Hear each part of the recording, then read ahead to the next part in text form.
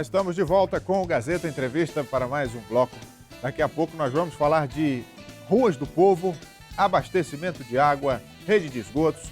Meu próximo convidado é o Anderson Mariano. Ele é diretor técnico do DEPASA. A gente vai falar sobre todos esses assuntos. Deixa eu só dar um recado antes. Olha, você já ouviu falar em Dom Bigode? É a nova barbearia de Rio Branco que já está aberta para homens de bom gosto. Na Dom Bigode, eu também sou cliente. Olha, tem cerveja importada, cerveja nacional, charutos, uma linha de cosméticos exclusiva. Você pode também levar o seu filho. Assim, o seu filho vai ficar com um visual parecido com o seu. E muita gente pergunta se pode entrar mulher. Claro que pode, mas os serviços são apenas para homens. Vá conhecer. Você pode assistir uma partida de futebol, uma luta do UFC, comer uma esfirra e viver o mundo Dom Bigode. E visita também o Facebook. A página do Facebook é facebook.com/dombigode. Informações pelo WhatsApp 8113 3099.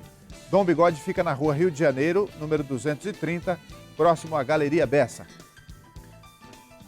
E agora eu convido o Anderson Mariano. Por favor, Anderson, diretor técnico do DEPASA. Boa noite, tudo bem?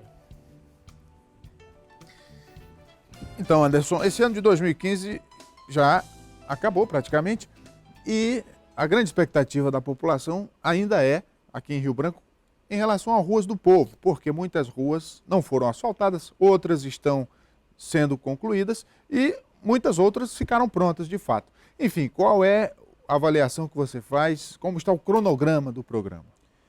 Boa noite, aproveito a oportunidade para agradecer o convite, agradecer o chamamento para prestar informações, prestar esclarecimento, informações úteis para a população. Cumprimento a todos que estão nos assistindo.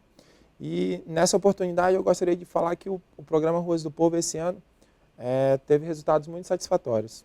Quando nós olhamos para a execução do programa, nós hoje estamos em 44 bairros.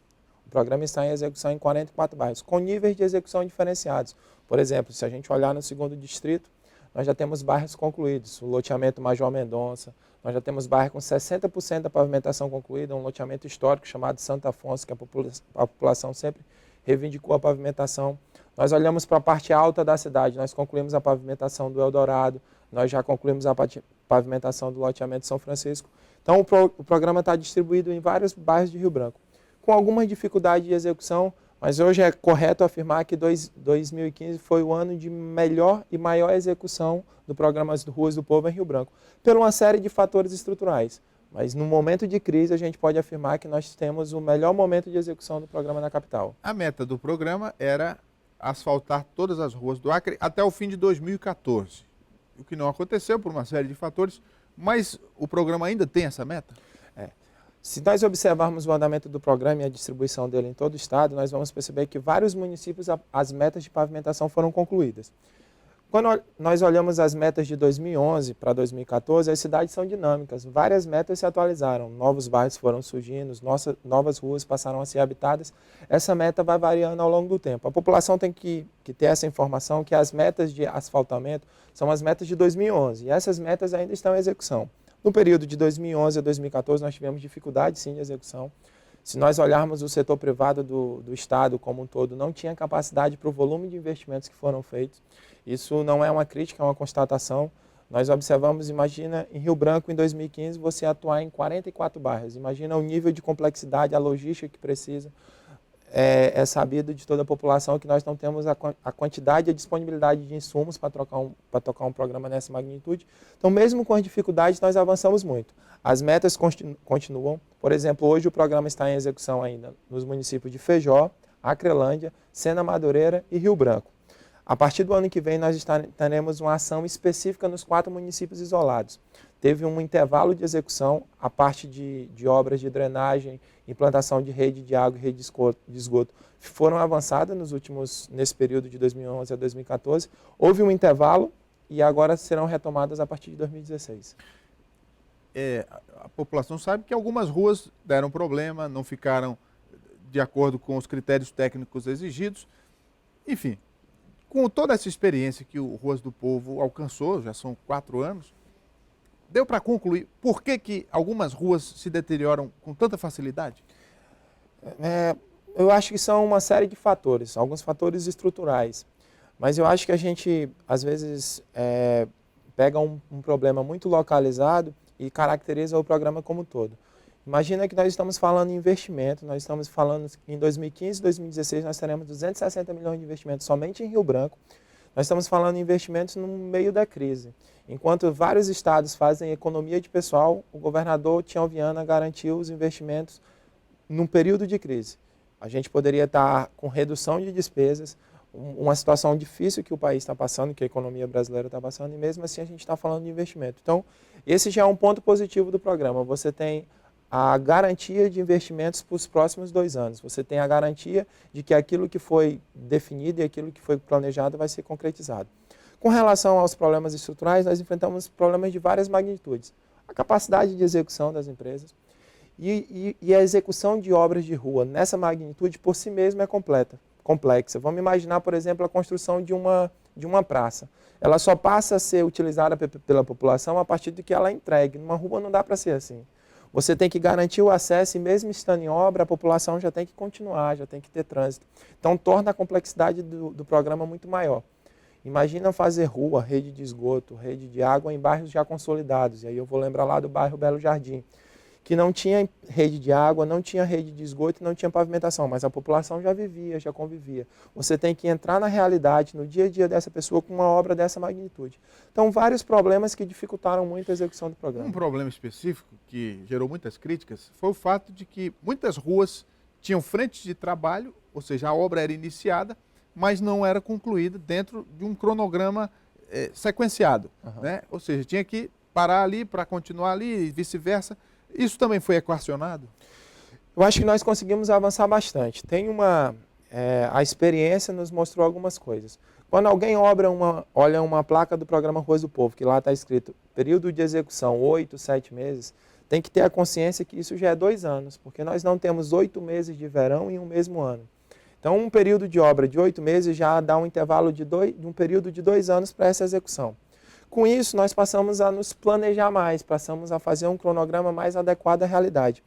O que, por vezes, a população precisa ter essa informação é que existe uma lógica de engenharia para a execução. Você começa do ponto mais alto dentro do bairro para a implantação da rede de drenagem. Essa drenagem vai cair por gravidade até um certo ponto de coleta. E aí a gente tem que começar a seguir nessa ordem. Não dá para eu começar ações de pavimentação sem terminar a implantação da rede de água, a rede de drenagem, a rede de esgoto. Senão vai acontecer o que já aconteceu no passado, que é você fazer a pavimentação e depois ter que quebrar a rua novamente para implantar as redes de água e de esgoto. Obra do Ruas do Povo realmente traz muito transtorno, porque são obras em loteamentos, em bairros, em situações já consolidadas. Mesmo assim, eu acho que com um cronograma mais próximo da população, a gente conseguiu equacionar. E, para a gente encerrar o assunto, Ruas do Povo, essas obras de saneamento, de esgoto, todas as ruas estão tendo essa obra também? Nós temos algumas situações, eu lembro, eu nasci e me criei ali na região da Floresta, que era feito reuniões para definir qual a prioridade da rua que era feita dentro do bairro, você lembra? Reuniões com as associações de moradores. Ruas do Povo mudou esse conceito. Todo bairro é beneficiado. Com esse conceito de que todo bairro é beneficiado, o governador Tião Viana teve essa preocupação, e aí a parceria com a prefeitura também nos ajudou isso, e a gente chega com um pacote de intervenções completas, a saber, implantação da rede de água, implantação da rede de esgoto e a pavimentação. Em alguns bairros você já tinha rede de água, então não se leva a rede de água, a não ser algumas ações muito específicas de ampliação. Alguns bairros já tinham rede de esgoto, mesmo raciocínio. Mas a ideia é resolver em cada bairro os problemas de saneamento, incluindo pavimentação, rede de água e rede de esgoto. E também o problema da drenagem. Pois bem, e outros programas que o DEPASA deve levar a cabo em 2016, incluindo essa questão do saneamento, porque muitas ruas já são asfaltadas, mas não têm o saneamento. Qual é a previsão de investimento nesse setor? Esse é um tipo de investimento que por si só é complexo. No âmbito do Ruas do Povo, e aí eu preciso fazer um esclarecimento, o Ruas do Povo é um programa de universalização do saneamento básico. Ele não é um programa de manutenção de vias urbanas, não é um programa de tapa-buraco. O Ruas do Povo leva a pavimentação aonde não tinha. Em alguns lugares que tinham pavimentação, a gente leva o serviço de saneamento, rede de água, rede de esgoto, rede de drenagem. Mas o programa Ruas do Povo não é um programa de manutenção de vias urbanas. Então, às vezes, tem algum problema em uma via urbana que já era asfaltada e recorre às Ruas do Povo, o que não é possível. Os investimentos do DEPASA para 2016 serão a continuidade do programa, da execução do programa Ruas do Povo, finalizando esses 4 municípios, Feijó, Acrelândia, Sena, Madureira e Rio Branco, um foco muito forte em Rio Branco, a gente precisa terminar essa frente, e o início das ações nos 4 municípios isolados, Marechal Thaumaturgo, Santa Rosa, Porto Walter, Marechal Thaumaturgo, Santa Rosa, Porto Walter e os 4 municípios da região do Juruá. Esses investimentos em Rio Branco serão centrados nisso, de levar o serviço de saneamento de forma integrada. E o abastecimento de água, que foi uma das prioridades do DEPASA, quando deixou de ser Saerb, né? Uhum. E isso, evidentemente, teve muita melhora, mas problemas pontuais acontecem por conta do desgaste natural da rede. Como é que vocês estão equilibrando os investimentos com a manutenção? Tem uma coisa muito peculiar no abastecimento de água, no sistema de abastecimento de água no estado, é que nós passamos por várias companhias, né? Era a Sanacre, depois da Sanacre, que cuidava de todo o estado, tivemos o DES no interior e o Saerb em Rio Branco. O DEPASA hoje consolida tudo isso e a única companhia de saneamento do Brasil que tem o serviço de pavimentação e a parte de abastecimento de água e tratamento de esgoto no mesmo local. Então, a operação do DEPASA é muito complexa. O abastecimento de água em Rio Branco, por exemplo, nós temos regiões que tiveram melhoras sensíveis, que têm um abastecimento contínuo, mas nós ainda temos alguns problemas realmente muito pontuais na região mais alta da cidade, em alguns pontos da região do Calafate. Mesmo assim, esse ano foram feitos investimentos na modernização do sistema. Nós temos uma captação boa, o problema não é a captação de água, nós temos uma capacidade de tratamento também muito boa, o problema é a distribuição. Nós trabalhamos com redes muito antigas ainda, com redes já consolidadas e qualquer intervenção você tem que rasgar ruas que já estão asfaltadas. Tá? Então, quando você faz um investimento na modernização da rede, que você aumenta a pressão, logicamente que estoura mais pontos ao longo das vias. Então, junto com essa ação de modernização, nós também estamos fazendo um trabalho de conscientização com os moradores, nós também estamos fazendo uma campanha de hidrometração, levando o registro para mais e mais residências, e isso posto a gente percebe já uma melhoria no abastecimento, sim. Em relação à arrecadação do DEPASA, que passa diretamente pela cobrança e indiretamente pelos gastos que são feitos, porque isso afeta a arrecadação. Vocês têm combatido isso também? Nós temos um programa que foi lançado no início do ano pelo diretor-presidente Edivaldo Magalhães, que é um programa de atenção ao consumidor, aproximar o DEPASA da população. Só para você ter uma ideia, até o começo desse ano, nós tínhamos uma mesma companhia de saneamento que praticava 2 tarifas. Existia uma tarifa para o interior e existia uma tarifa para a capital, pela prestação de um mesmo serviço. Nós unificamos a tarifa, fizemos uma campanha de conscientização, lançamos o site do DEPASA, que tem a possibilidade do consumidor estar acessando seus débitos, no sentido de diminuir isso. Também estamos fazendo um recadastramento dos consumidores, levando informação, mas também mostrando que a má utilização pode acarretar prejuízos para o consumidor. Isso melhorou a arrecadação. O governo do estado não teve nenhuma política de aumento da tarifa e em 2015 nós tivemos um aumento da arrecadação de aproximadamente 20%, somente com esse programa de aproximação do DEPASA do consumidor. Muito bem, conversei aqui com Anderson Mariano, que é diretor técnico do DEPASA. Muito obrigado pela vinda.